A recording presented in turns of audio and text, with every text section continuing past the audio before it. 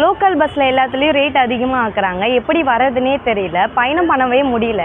எந்த பஸ்ஸில் கேட்டாலும் டிக்கெட் அதிகமாக ஏற்றுறாங்க. அதனால் எப்படி வர்றதுன்னு தெரியாமல் பாதிக்கப்படுறாங்க. நான் வந்து வெங்கடேஷுங்க. நம்ம புதுச்சேரி பஸ் ஸ்டாண்டுக்கு வந்து பஸ் ஏற வந்திருக்கேன்.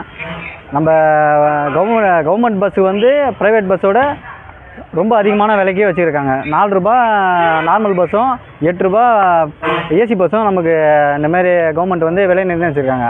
நம்மளால் வந்து நடுத்தர மக்களாக இருக்கிறதால எங்களால் ப்ரைவேட் பஸ்ஸில் தான் இப்போ போக முடியுது. கவர்மெண்ட் பஸ்ஸை எங்களால் ஏற முடியல. எந்த ஒரு லக்கேஜான பொருளும் நம்மளால் ஏற்ற முடியல. நாங்கள் எப்படி ட்ராவல் பண்ண முடியும்? இதுக்கு முதல்வரான நீங்கள் தான் வந்து நல்ல பதிலை சொல்லணும். பஸ்ஸோட விலையெல்லாம் கொஞ்சம் குறைச்சிங்கன்னா எங்களுக்கு ஒரு நல்ல ஒரு பயனுள்ள இதுவாக இருக்கும். முதல்வரையாருக்கு நாங்கள் வேண்டி விரும்பி கேட்டுக்கொள்கிறோம். ஜெயபாரத். நான் வந்து கோட்டகுப்பத்துலேருந்து வரேன். நான் காலேஜ் வந்து புளிச்சப்பாளையத்தில் படிக்கிறேன். பஸ் காசு வந்து திடீர்னு வந்து ஏற்றிட்டாங்க. ஃபஸ்ட்டு வந்து 14 ரூபா இருந்துச்சு, இப்போ வந்து 20 ரூபா கேட்குறாங்க. திடீர்னு வந்து சொன்னது வந்து கொஞ்சம் போகிறதுக்கு கஷ்டமாக இருக்குது.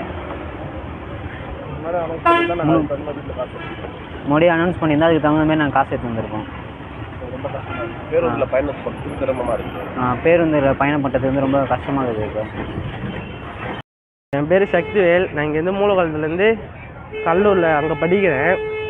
பஸ்ஸு காசு கொஞ்சம் அதிகமாக ஏற்றிட்டாங்க. டிக்கெட் எப்பவுமே 20 ரூபா ஆகும், இப்போ 25 ரூபா 5 ரூபா எக்ஸ்ட்ரா ஏற்றிட்டாங்க. அது கவர்மெண்ட்டு கொஞ்சம் சீக்கிரமாக ஏற்றி சொல்லியிருக்கலாம். முன் அறிவிப்பு இல்லாமல் ஏற்றுறதுனால கொஞ்சம் கஷ்டமாக இருக்குது. அது கொஞ்சம் சீக்கிரமாக எடுத்து சொல்லியிருந்தால் நம்ம வீட்டில் இருந்து காசாச்சு எடுத்து வந்துருக்கலாம்.